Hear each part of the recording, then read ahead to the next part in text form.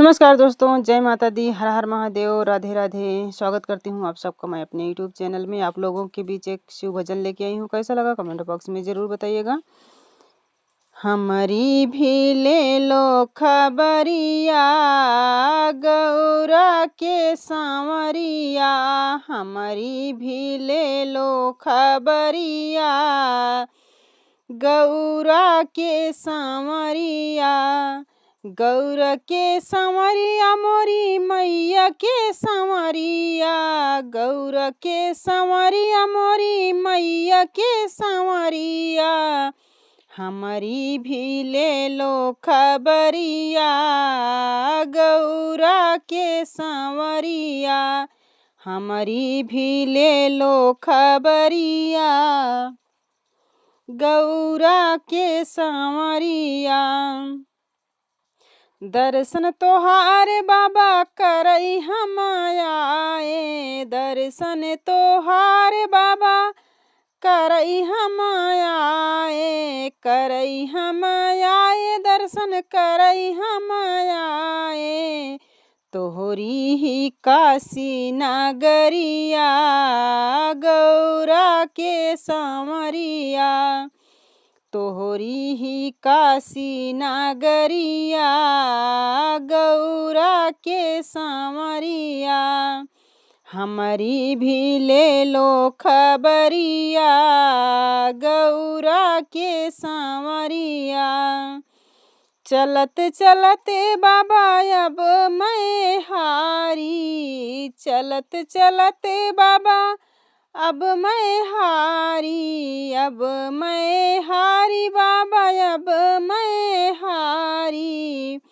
कठिन बात तोहरी डगरिया, गौरा के सांवरिया।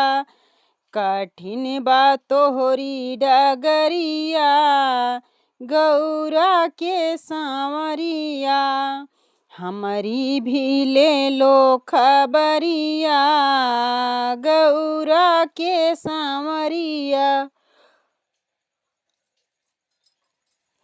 बहुत हम भटके बाबा यही दुनिया में। बहुत भटके बाबा हम यह दुनिया में। यह दुनिया में बाबा, यही दुनिया में। बहुत हम भटके बाबा यह दुनिया में। अब आए तोहरी दुआरिया, गौरा के सांवरिया। अब आए तोहरी दुआरिया, गौरा के सांवरिया।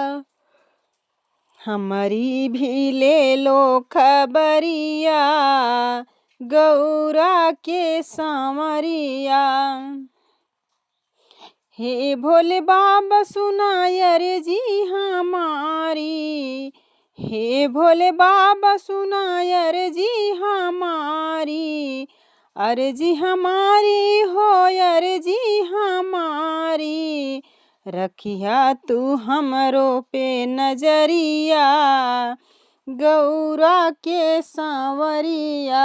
रखिया तू हमरो पे नजरिया, गौरा के सांवरिया।